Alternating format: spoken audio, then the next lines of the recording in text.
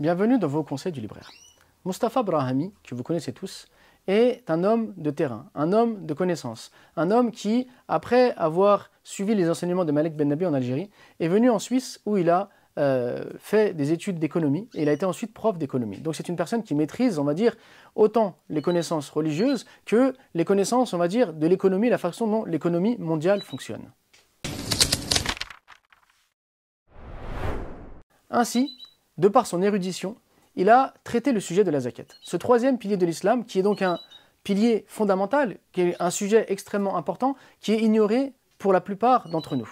Ignoré parce que bien qu'on connaisse globalement qu'est-ce que la zakat, on ignore la façon dont on doit payer la zakat de notre argent personnel, des titres qu'on pourrait avoir en bourse par exemple, de notre commerce. Bref, la zakat n'est pas juste le fait de payer donc une somme d'argent sur le capital qu'on a mis de côté pendant un an. Il y a d'autres zakats qui existent, d'autres types de zakats, et bien souvent on ne les connaît pas. Ainsi donc, Mustapha Brahami a souhaité rendre facile et disponible pour le grand public toutes les informations qu'il faut avoir, qu'il faut connaître sur la zakat. Ça va faciliter la tâche aux musulmans lambda qui doivent payer sa zakat, ça va faciliter la tâche aux commerçants, ça va faciliter la tâche aux comptables, bref, tout ce qui concerne la zakat est exposé à l'intérieur. Alors, il nous l'expose de plusieurs manières. D'abord, il nous parle de la foi, il nous parle des objectifs de la zakat, des finalités de la zakat, donc tout le côté, on va dire, spirituel qui n'est pas forcément abordé dans les livres de jurisprudence qui traitent de la zakat.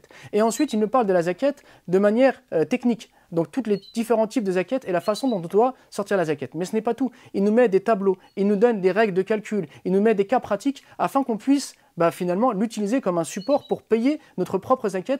Et la zakat, comme je vous l'ai dit, tous les types de zakat qui existent. C'est-à-dire il aborde aussi la zakat el-fitr par exemple. Donc on a zakat el-mel, zakat el-fitr, la zakat sur le commerce, la zakat sur par exemple le bétail, etc. Donc c'est vraiment un livre extrêmement complet. Et souvent les livres donc, qui parlent de la zakat sont des livres qui ont été écrits donc, par des savants dans des périodes bien particulières qui n'ont pas traité donc, des cas contemporains, c'est-à-dire des transactions qui peuvent exister aujourd'hui, des réalités économiques qui existent aujourd'hui qui n'existaient pas hier. Donc l'avantage de son livre, c'est qu'il est également mis à jour dans le sens qu'il correspond exactement à nos problématiques actuelles, aux situations financières et économiques qu'on peut rencontrer dans notre quotidien.